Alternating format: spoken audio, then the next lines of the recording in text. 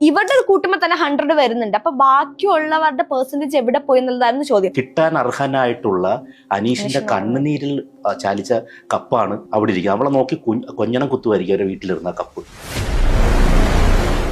അതായത് നമ്മുടെ വിന്നിംഗ് മൂവ്മെന്റിൽ സ്ക്രീനിൽ പെട്ടെന്ന് കാണിച്ചു പോകുന്ന ഒരു സാധനമായിരുന്നു ഇത്. 45.1% അനുമോൾക്കും 42.7% അനീഷിനുമാണ് അതിൽ കാണിക്കുന്നത്.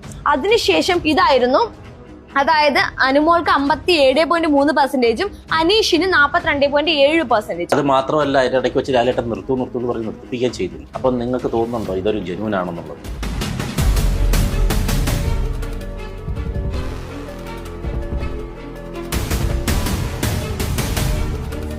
മനസ്സിലാക്കൂ, ഇതൊക്കെ കള്ളത്തരങ്ങളാണ്.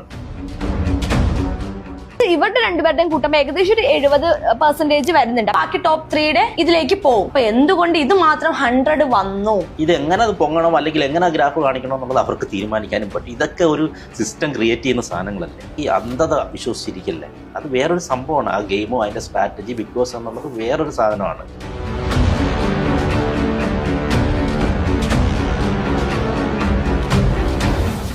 ഒന്നാന്തരം ഫേക്ക് പേഴ്സൺ ആണ് അനുമോള്. കരഞ്ഞ് മെഴുകി, ഇതൊന്നും ജനങ്ങൾക്ക് മനസ്സിലാവുന്നില്ല എന്നുള്ളതിലാണ്.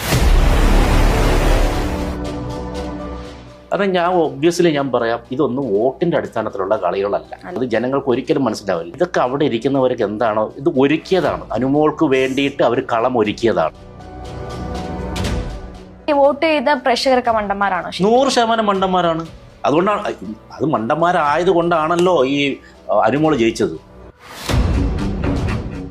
ഇങ്ങനെ ഒരു കപ്പ് കിട്ടിയിട്ട് എന്താണ്? ജനൂനായിട്ട് അവിടെ നിന്ന് ഗെയിം കളിച്ച് ഒരു കപ്പ് മേടിക്കുന്നതും വളഞ്ഞ വഴി കപ്പ് മേടിക്കുന്നതും തമ്മിൽ എന്ത് ഭയങ്കര ഒരു മോശമല്ലേ? അങ്ങനെ ആ കപ്പ് അവിടെ ഇരിക്കുമ്പോൾ അത് ഒരു ജൂനിയർ മാൻഡറേക്ക് ഇരിക്കുന്നതാണ്. ജയിച്ച് കഴിഞ്ഞിട്ടും ആ കുട്ടി, നിങ്ങൾ 1-2 ഇന്റർവ്യൂ ഉണ്ടാകും, കുട്ടി സരിഗമയിലോ മറ്റോ വന്ന് നേരത്തെ പറയുന്നുണ്ട് ബിഗ് ബോസിൽ പാചകം ചെയ്യാൻ അറിയില്ലെന്നോ അങ്ങനെ എന്തോ പറയുകയും MG ശ്രീമാന്റെ ഇന്റർവ്യൂവിൽ ഈ കുട്ടി പറയുന്നുണ്ട് ഞാൻ വീട്ടിലെല്ലാം ഉണ്ടാക്കും.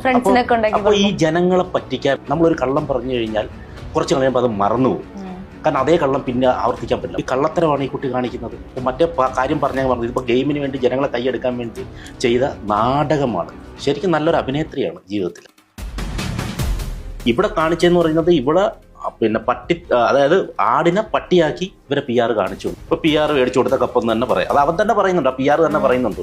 50 അല്ലെങ്കിൽ കുറച്ച് ഇത്ര ദിവസം നിൽക്കേണ്ടുള്ള കരഞ്ഞ് മെഴുകി അവൾ ഇറങ്ങേണ്ടുള്ളതാണ്. അപ്പൊ ഞാനാണ് അവളെ വിജയിപ്പിച്ചത്. അപ്പൊ ഇത്രയും ജനങ്ങൾ ഇത് മനസ്സിലാക്കട്ടെ. ഞങ്ങൾ